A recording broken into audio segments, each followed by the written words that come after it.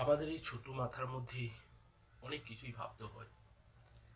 কোন জামা পরবো, কি খাবো, ওই কাজ করব না এই কাজ করব, ওখানে যাব না সেখানে যাব, এই পার্টি ভালো না ওই পার্টি ভালো, এই ধর্ম ভালো না ওই ধর্ম ভালো, এই মাছ ভালো না ওই মাছ ভালো।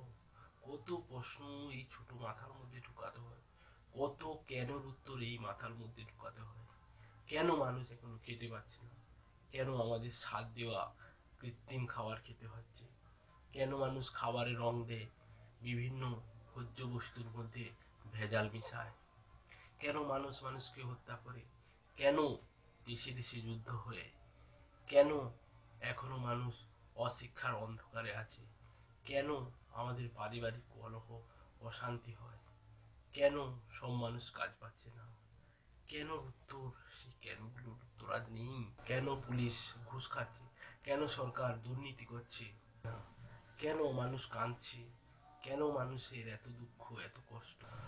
অর্থাৎ কি, প্রতিটি কেনর উত্তরই আছে, প্রতিটি ঘটনার পিছনে কারণ আছে, কারণ ছাড়া কোনো কিছু ঘটে না।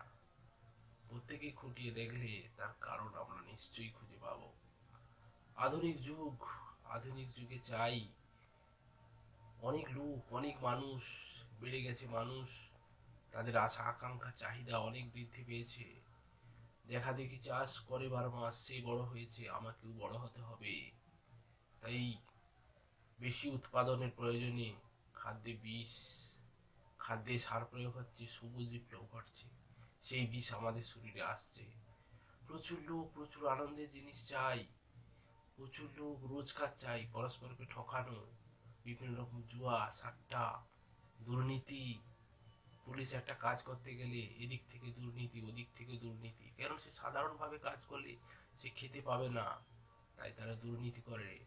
সমাজের বিভিন্ন মানুষও সেই দুর্নীতিকে প্রশ্রয় দেয়, যে ভালো হয় তাকে ফাঁসানো হয়, এবং ফাঁসানোর চোটে স্ত্রী পুত্রদের মুখের দিকে তাকিয়ে সেও দুর্নীতি করতে বাধ্য হয়।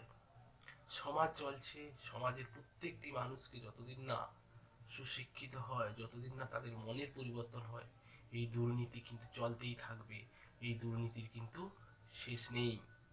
প্রত্যেকটি ঘটনার কারণ, কারণ ছাড়া কোনো কিছুই ঘটে না। কেনর উত্তর তোমরা সেখানেই পাবে।